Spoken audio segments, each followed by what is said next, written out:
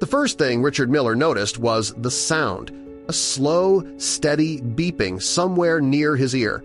Then the weight in his chest rising and falling without his permission. He tried to move, but his body didn't listen. The world was bright, too bright. He opened his eyes halfway and saw white walls, metal rails, and a window that let in pale light. Everything looked new and clean in a way he didn't remember.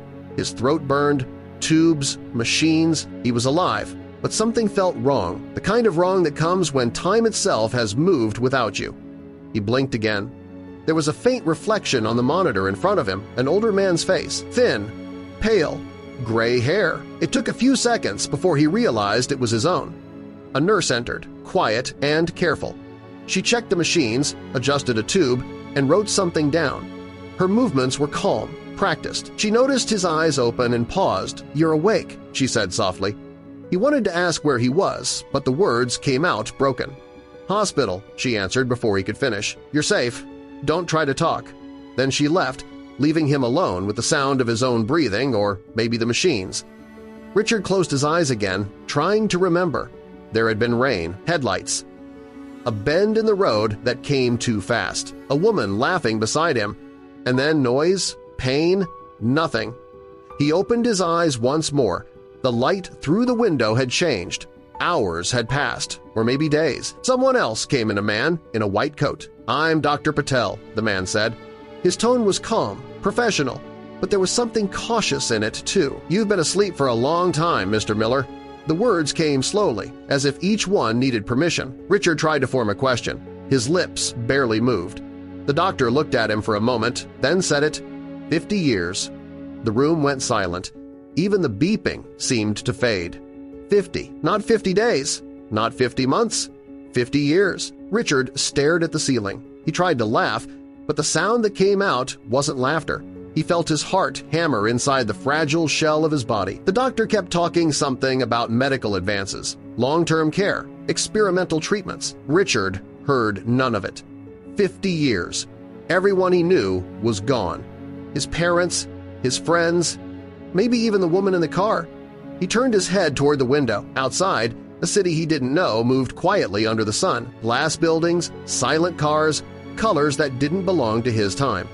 He thought about 1,975, the smell of gas stations, the sound of Springsteen on the radio, the taste of coffee from a roadside diner, and now, in this world, none of that existed. He had fallen asleep in one life and woken up in another. The doctor left. The nurse returned later, setting something small and flat on the table beside him, a screen that looked like glass. She tapped it once, and light appeared. Pictures, shapes, words. Richard stared at it, lost. "It's called a tablet," she said. "You can read, watch, listen." He didn't respond. She hesitated before leaving, but he didn't look up. Hours passed. He watched the light in the room shift again morning to afternoon, afternoon to night. The city outside turned to silver. He closed his eyes. When he opened them again, darkness. Only the monitor lights and the hum of machines. He thought of his father's old workshop, the smell of oil and sawdust. He thought of his mother, always humming while cooking dinner. He thought of every moment that had slipped past him like film burned by light. He wasn't sure if he wanted to see tomorrow. He wasn't even sure what tomorrow meant anymore.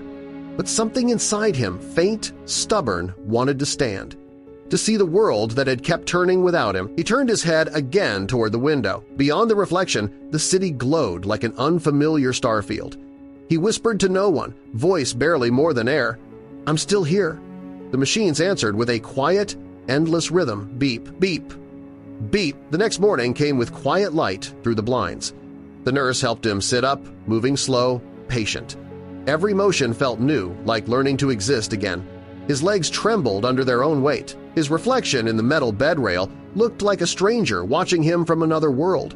Physical therapy began, a hand under his arm, a short walk to the window, 10 steps that felt like 10 miles. But he kept going, not from strength, but from something simpler, refusal to stop. Days turned to weeks. The machines around him disappeared one by one. First, the feeding tube, then the IV, then the heart monitor. Each removal felt like reclaiming a piece of himself. Sometimes, at night, he'd lie awake and listen to the world outside cars that hummed, instead of growled, faint music that seemed to come from nowhere. Voices down the hall spoke of things he didn't understand. AI, virtual, streaming, words from a different language born while he was asleep. The doctor told him he'd made history, the longest coma recovery ever recorded, he said, smiling. Reporters wanted interviews, cameras, a documentary. But Richard said no. He didn't want to be a story. He just wanted to live one. He left the hospital in a wheelchair. The sunlight hit his face like something solid. The air was thinner, cleaner, but it smelled less real. Cars passed silently, no engines, no smoke. People walked with devices in their hands, staring at invisible worlds. He felt like a ghost walking among the living. The hospital arranged a small apartment for him. A social worker helped, young, polite, always rushing. She showed him the lights that turned on when he spoke, the fridge that ordered its own food, the screen that answered questions. He nodded, but the world was too strange to believe. At night, he'd sit by the window and watch the city. So alive, yet so far from the one he knew. He thought of all the places that must be gone, the drive-in theater, the barber shop on Main Street, his father's garage, whole lives buried under glass towers and data cables. One evening, he found an old record player someone had donated. He turned it on. The crackle of vinyl filled the room, a sound no machine could fake. Then, a voice. Sinatra. Familiar, steady, timeless. It pulled him back for a few minutes to a world that still made sense. A letter arrived the next day. It was from Ohio. A cousin, Linda, the only family left. She'd been a child when the accident happened. Now she was 70.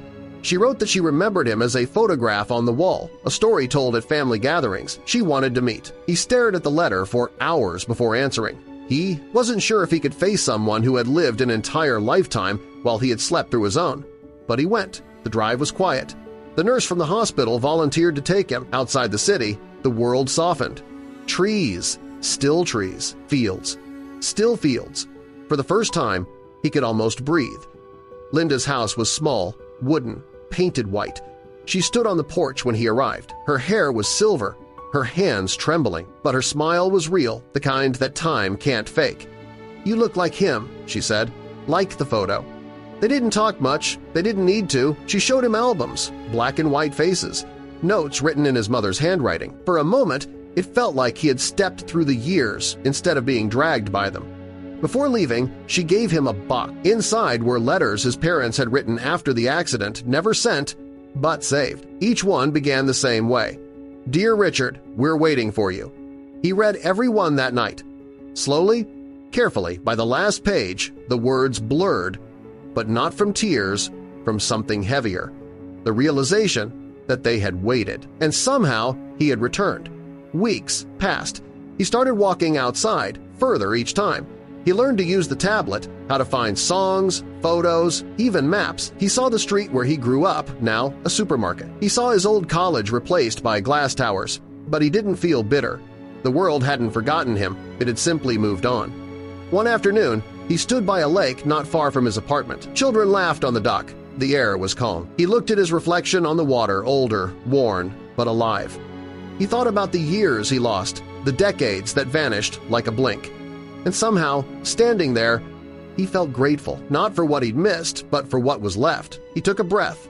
It hurt a little, but it was his. The air, the sound, the sky, all his again. The sun began to set. The horizon burned gold, then faded into deep blue. He smiled, small, tired, real. He whispered to the water, "Guess I made it." The ripples carried his voice away, and for the first time in 50 years, Richard Miller truly felt awake.